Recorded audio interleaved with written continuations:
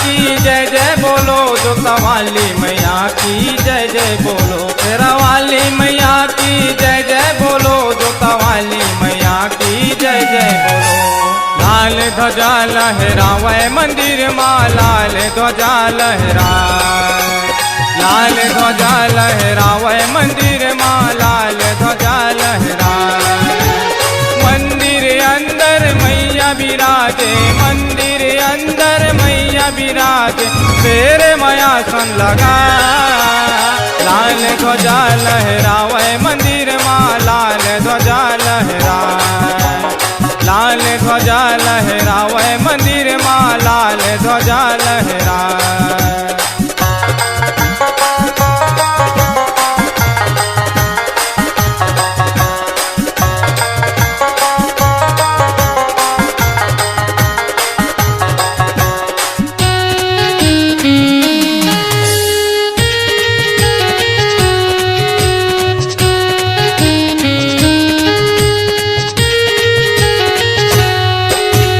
जगमग जगमग जोते जला के आरती करे पुजारी हो मैया, आरती करे पुजारी।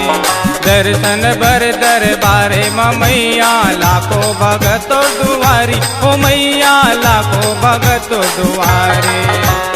जगमग जगमग जोते जला के आरती करे पुजारी हो मैया, आरती करे पुजारी। दर्शन बर दरबारे मैया, लाखों भगतो दुआरी ओ मैया, लाखों भगतो दुआरी। मिलजुल के सब माँ से रवाली, मिलजुल के सब माँ से रवाली, जय जयकार लगा।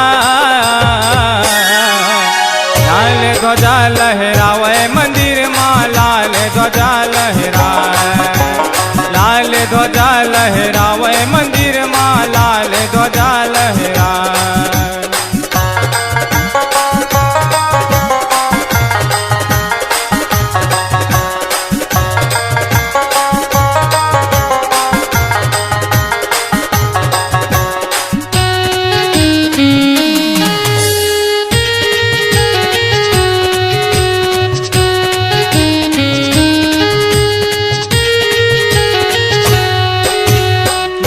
के नाम के जयकारा, तीनों लोक माँ गूंजे हो मैया, तीनों लोक माँ गूंजे।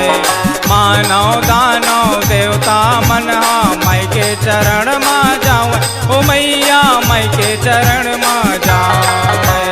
माई के नाम के जयकारा, तीनों लोक माँ गूंजे हो मैया, तीनों लोक माँ गूंजे। मानव दानव देवता मनहा, माई के चरण माँ जावे ओ मैया, माई के चरण माँ जावे।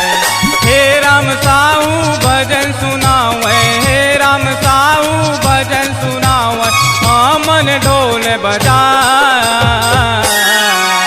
लाल ध्वजा लहरावे मंदिर माँ, लाल ध्वजा लहराए, लाल ध्वजा लहरावे मंदिर माँ, लाल ध्वजा लहराए। मंदिर अंदर मैया विराजे, मंदिर अंदर मैया विराजे, तेरे माया सन लगा। लाल ध्वजा लहरावे मंदिर माँ, लाल ध्वजा लहराए, लाल ध्वजा लहरावे मंदिर माँ, लाल ध्वजा लहराए, लाल ध्वजा लहरावे मंदिर माँ, लाल ध्वजा लहराए, लाल ध्वजा लहरावे मंदिर माँ, लाल ध्वजा लहराए। छत्तीसगढ़ी गाना सुनने के लिए हमारे YouTube चैनल को सब्सक्राइब करें और नए नए अपडेट पाने के लिए बेल आइकॉन को प्रेस करें।